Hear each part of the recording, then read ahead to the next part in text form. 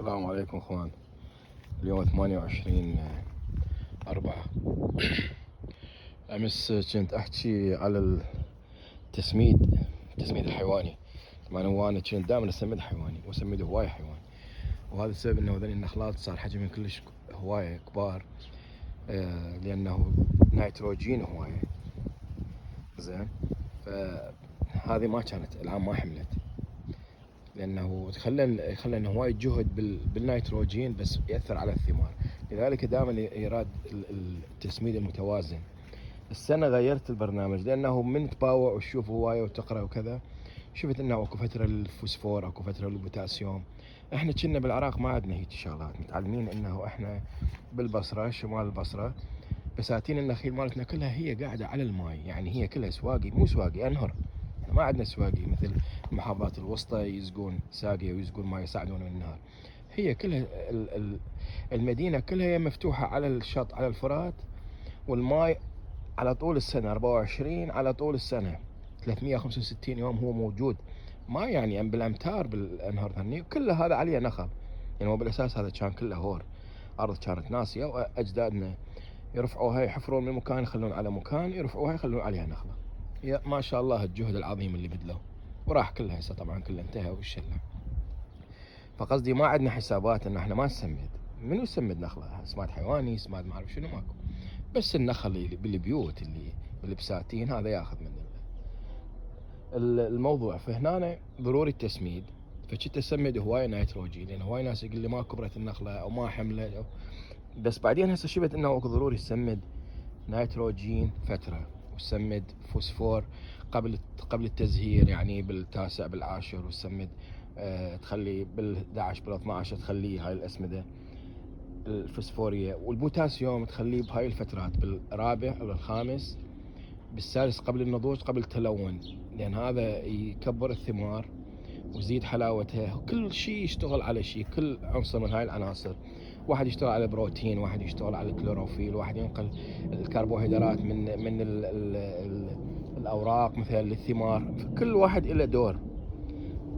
سمدت حيواني نباتي، العفو كيميائي. هذا الكيميائي اذا اسمده يا اخوان وما اكو الارض بيها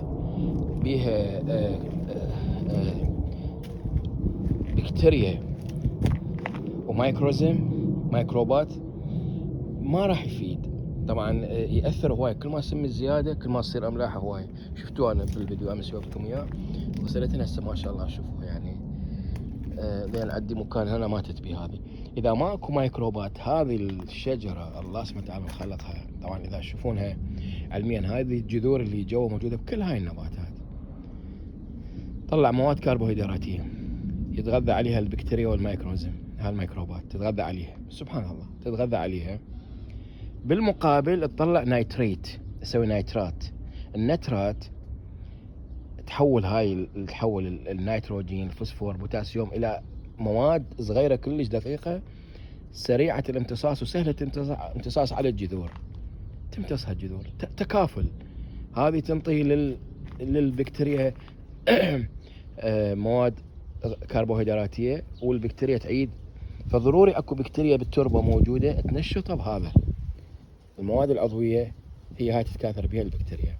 وهالمره راح اخلي وياه خميره، لانه شفت ناس مسوين خميره. طبعا مو كل شيء الناس تشوفوه مثلا تحكي بيه او تنشره واحد يصدقه.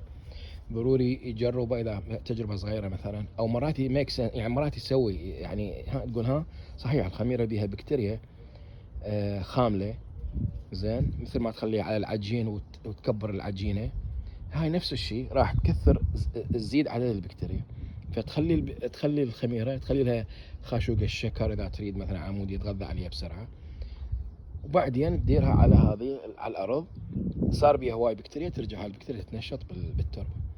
فهذا قصدي على التسميد الحيواني جدا ضروري، اساس، هو الاساس. سمد 30 40 كيلو، انا اسمد هواي ما شاء الله النخلات، يعني انتم بعد جاي تشوفون بعينكم ما شاء الله اسمدهن. وبعدين اذا اريد انطي مثلا يجي فتره التكبير، التحجيم، تلوين، اسراع بالتلوين، زياده السكريات بالفواكه، اخلي بوتاسيوم. اذا اريد النخله او الاشجار تزهر هوايه انطيها مثلا فوسفور، هيك عادي الفوسفور، لكن يبقى الاساس التسميد الحيواني. ويا ريت مثلا واحد عنده دجاج بالبيت، عنده طيور، كله يستقيل من عند هذا. فائدته كل شوي. احنا نشتري هذا ثلث حيواني وثلث كمبوزيت اوراق وكذا وشغلات ورمل وياه وشغلات كذا، فمو كلش فعال قوي يعني. انا اشتري من عنده كميات هوايه اسمد النخلات. زين، حبيت يعني اوضح هذه الشغله على التسميد. هسه راح اخلي من عنده بالسطوله. انا اخليه بس يوم واحد، مرات كنت اخليه يومين، اخليه بالسطل، احركه، اغطيه بكيس نايلون. راح تشوفون هذا، جبت الاكياس النايلون. وبعدين باكر همين اسوي نفس الشغله، اضيف عليه الخميره، انتظره كم ساعه اديره على الزرع هذا. طبعا انطاني هو نتائج، قبل كان نتائج راقيه يعني. زين. وشغله ثانيه صارت عندي هالسنه شيء يعني ما شاء الله تبارك الله، شيء يعني فد شيء مو معقول يعني. النخل لليوم 28/4 بعده يطلع. طبعا النخل هذا هاي العام اول سنه حملت، وثاني وثالث سنه من زراعته، رابع سنه العام ما حملت. هذه بالبدايه دفعت هوايه، وبعدين بدات تحمل العام بالسنه كذا حمل كلش. ذيك الاخيره بس شفت الشغله جاي اباوع بهن يعني لحد الان. هذه النخلات طلع يا اخوان، طلع شوفوا طلع جديد يعني، استوى طالع. هاي طلع، شوفوا هاي طلع هنا، شوفوا هاي طلع هنا، شوفوا هاي طلع هنا.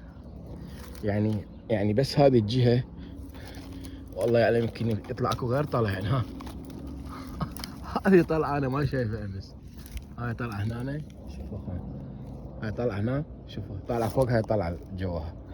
هاي قلت خلي القحها بعدين، قبل فتره طلعت يعني، اساس اتركها قلت خليها القح. هذول 4 هنا بمكان واحد مستمر تطلع النخله يعني. مو زين لانه جهدها خلتها بتطلع وطلعت وما لها فائده يعني. هذا طلع كله راح ينترك، ما نلقحها يعني، عوفه لانه الوقت تاخر. هذا لو مثلا انواع مالتنا اللي تستوي من وقت وبسرعه.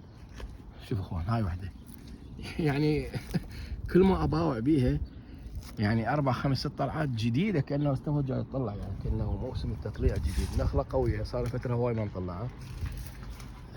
جاي تعوض، بس التعويض ما راح يفيدنا. لا، هذا لو برحي، لو مثلا انواع خضراوي ساير يعني، كل انواع عندنا يتلقح لانه يستوي من وقت. هذا يتاخر، زين يتاخر. فهذا كله هيك جهد خلته النخله، لكنه شوفوا ما شاء الله يعني هي مطلعه.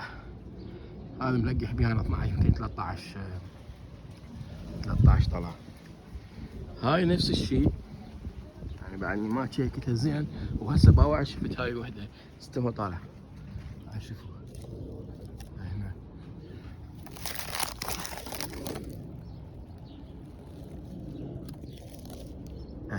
شوفوا غير انه انا هاي طالعه قاصها وهاي تاركها. يعني قلت لكم اريد اسوي بها اشوفكم انه هذا النخل اذا ما يتلقح ما يصير شيص. المجدول الوحيد اذا ما يتلقح ما يصير شيص، يظل ناعم صغير. ما له حايل شو اسمه، عشان اشوفكم شنو اقصد. شوفوا هسه هذا اللي بيها اكو بيها 2 3 ظلات نعمات صغار، يظل النعمات صغار سود وما يكبرن، لا يصير شيص ولا اي شيء.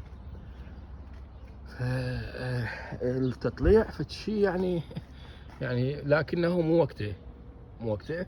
دليل انه النخل هذا قوي. السنه انا صار شهر ونص سمدت 3 مرات ام بي كي، فساعد انه يطلع طلع يعني. شوفوا هذا الطلع طالع هنا تاركيها.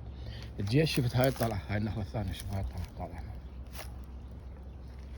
باوع شفت هاي الطلع طالع هنا. زين، هاي طلعتين، وهذه الطلعه طالع هنا. هاي 3 طلعات، واحنا اليوم 28. وهذه قلت خلي القحها طلع. بس اكو يعني اللي صغار اللي استوى طالع، اللي تسوى جاي هسه استوى جاي يطلع بالنخله. هسه مو وقت الطلع بعد، انتهى الوقت التطليع انتهى. لكنه النخله اليوم قويه ومسمده تسميد جيد. فالتسميد ضروري جدا ضروري بالاوقات المناسبه. وهي هم ما شاء الله بها بال12 هيجي نلقح بها انا. زين، فراح اسوي التسميد ان شاء الله واشوفكم، لانه انا لازم الكاميرا بيدي يعني بوحدي. العنب شفتوه بدا يعقد، هذا العنب يعني بدا يصير هيك حبة. شوفوا يراد له رشة كبريت على مود واحد ما يصير بالبياض الدقيق. العنب دائما يصير بالبياض الدقيق. هسه من راح اسوي الشغلة هذه اشوفكم اياها شلون تصير. يعني انا اخذ احتمال اقدر هيك اخذ هذا شوفوا كرك واحد هناك، هاي اثنين، يعني حتى لو خلي ثلاثة مو مشكلة. ثلاثة خلي عليه بعدين ماي واغطيه بالكيس واشوفكم اياه. اغطيه بالكيس بهاي الطريقة، هاي الكيس بلاستيك اجلك الله مال الزبالة يعني، حتى ما يطير من عنده النيتروجين اللي تعرفون هي هاي الريحة مالت فضلات الحيوانات والريحة مال الاكل هذا النيتروجين فيطير هواي. بس اذا تخليه هيك كيس ولا تقدر تخليه يسده كلش هواية، اذا تتاخر عليه يصير بيه بكتيريا ضاره انه يصير مضر اكثر. فبهذه الطريقة تحافظ عليه. وهذه الثانية هنا تحركين، طبعا تحركها على مود يصير بيه اكسجين، يدخل بيه الاكسجين. زين اكسجين ملاحظين يا شباب الماي بالنهر اذا النهر ساكن وواقف بيه ما يتحرك يخرب الماي، يعفن الماي او النباتات بيه تموت ما شو اسمه. لكن اذا الماي جاري فيصير بيه الاكسجين، يتحرك ويا الاكسجين ينشطه، يعني يرجع يصير بيه اكسجين تستفيد من عند الكائنات الموجوده، يعني اسماك او غيرهن او نباتات نفس الشيء. يعني جذور النباتات تتنفس الاكسجين، الورق ياخذ ثاني اكسيد الكربون يطرح الاكسجين، والجذور تاخذ اكسجين وتطرح ثاني اكسيد الكربون. يعني سبحان الله مبرمجه الامور كلها مبرمجه. زين فالجذور تحتاج الاكسجين، الورق ياخذ ثاني اكسيد الكربون، فضروري الحركه تحركه وتجيب عليه كيس من ذاك تغطيه ونشوف النتائج ان شاء الله. انا مستعملها قبل هذه، فرق عندي كلش هواي. كنت اسمي بيه طماطه، يعني هذا النيتروجين طماطه كلش هواي تاثر بيه، فيصير بيها مجموع خضري بعدين اترك عليها تحمل حمل ما شاء الله. عندي فيديوهات اذا تحبون تشوفوها يعني شكل. لكن لو عندي هناك تربو مثلا الارض هذه فقيره، امطار ما عندنا بهاي الولايه وماي حنفيه، فإرادة أجددها بالاسمدة الحيوانية دائما أجددها. تحياتي.